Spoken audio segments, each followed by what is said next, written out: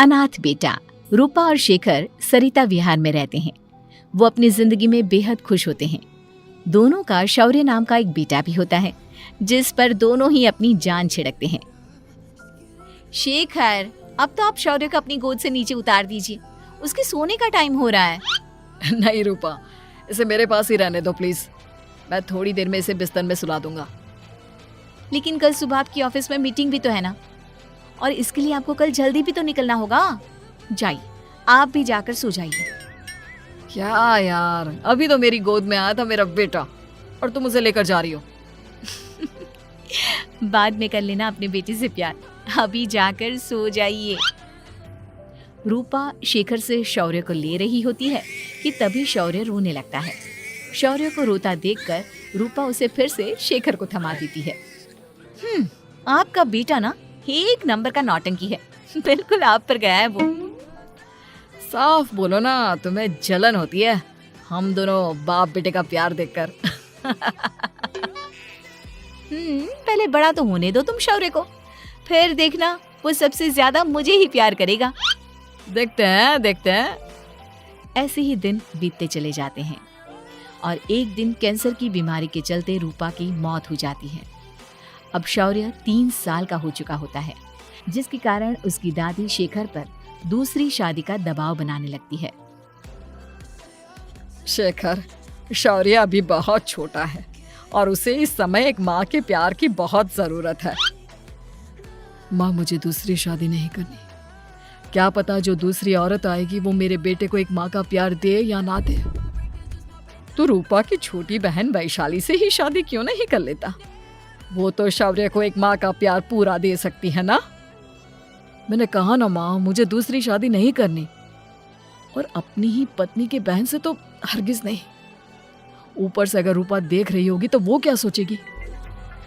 अपने लिए ना सही, लेकिन तुझे शौर्य के लिए तो शादी करनी ही पड़ेगी ना बेटा।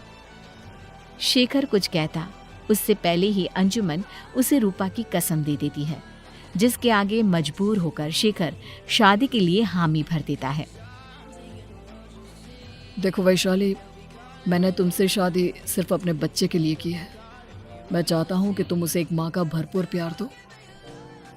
शौर्य, आपके साथ साथ मेरा भी कुछ लगता है। अगर आप मुझसे शादी नहीं भी करते तब भी मेरा प्यार शौर्य के लिए कभी कम या ज्यादा नहीं होता। शादी के कुछ दिनों बाद ही शेखर की माँ की भी मौत हो जाती है।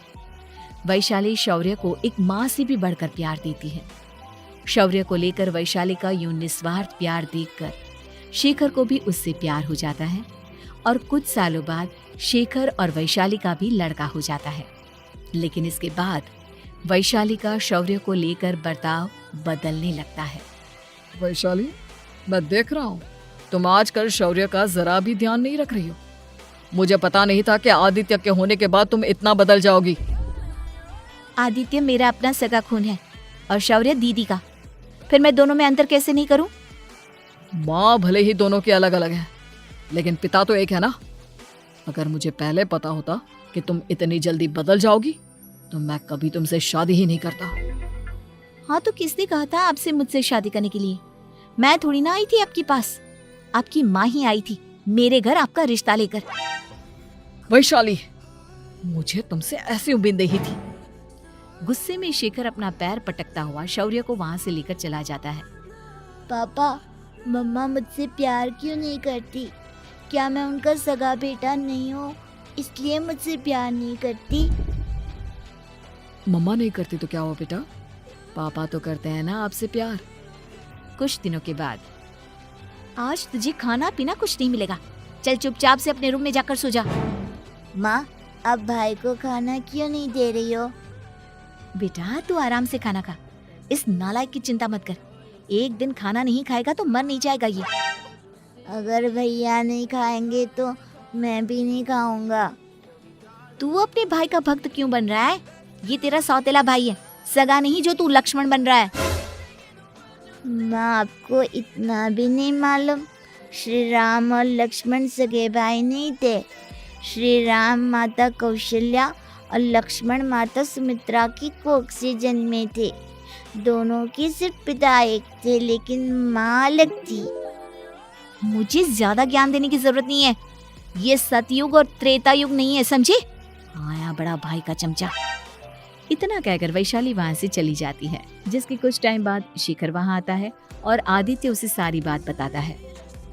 मुझे माफ कर दो शौर्य, तुम्हारी माँ के जाने के बाद मुझे दूसरी शादी का फैसला करना ही नहीं चाहिए था। अगर मैं दूसरी शादी नहीं करता तो शायद आज तुम्हारी ये हालत ना होती।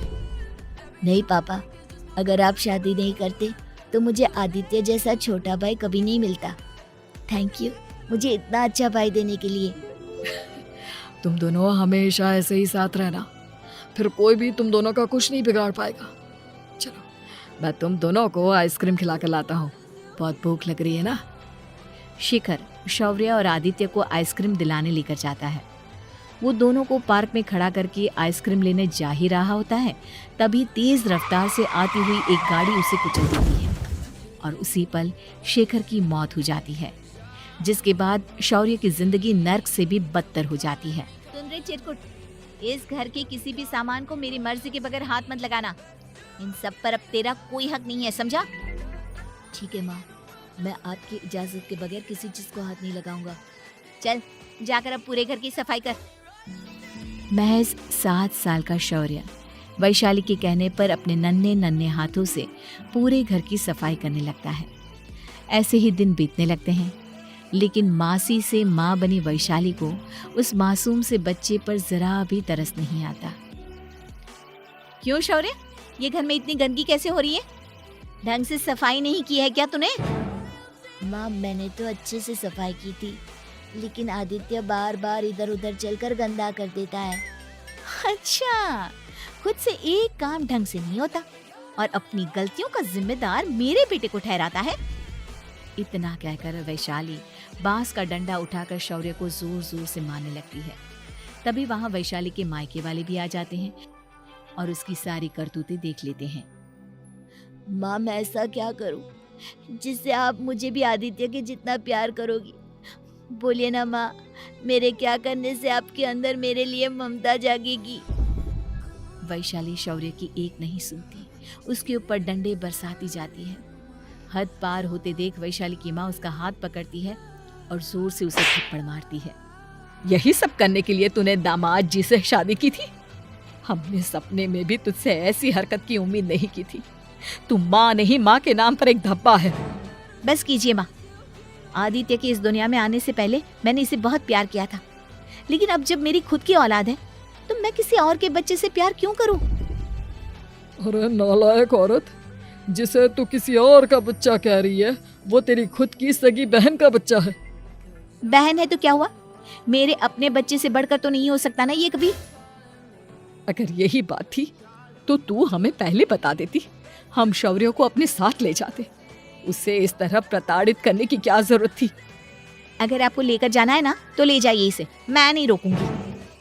नहीं माँ, मुझे कहीं नहीं जाना, मुझे आपके साथ ही रहना है। मैं तेरी कोई माँ बाबा नहीं हूँ, तेरी माँ मर चुकी है, समझा? अब निकल जा मेरे घर से। माँ अब बहुत गंदी हो, मुझे भी नहीं रहना आपके साथ, मैं भी भाई के साथ ही जाऊंगा। अरे तू क्यों जाएगा, तू तो मेरा सगा बेटा है, जाने दे इसे। हम यहाँ ऐश से रहेंगे, तुम्हारे पापा बहुत सारी जमीन जायदाद छोड़ गए हैं तुम्हारे लिए। नहीं माँ, मुझे भाई के साथ जाना है। आप अच्छी नहीं हो, आप बहुत बुरी हो, आप भाई को बहुत परेशान करती हो। देख वैशाली, तुझसे ज्यादा समझ तो इस मासूम बच्चे में है। ये तेरे बुरे कर्मों का ही नतीजा है, जो आज तेरी सगी औलाद खुद से तुझे ठुकरा रही है। आदित्य, तुझे इस शौर्य ने भड़काया है ना मेरे खिलाफ? नहीं माँ, मुझे किसी ने भड़काया नहीं, पर मैं सब देखता हूँ, सब समझता हूँ। भाई बहुत अच्छा है, वो आपकी जैसा नहीं है। चलिए नानी। इतना कहकर वैशाली के मायके वाले आदित्य और शौर्य को अपने साथ ले जाते हैं और इस तरह वैशाली बड़े से घर में अकेली पड़ जाती है। 2 बेटों के होते हुए भी आज उसे माँ कहकर बुलाने वाला कोई नहीं होता।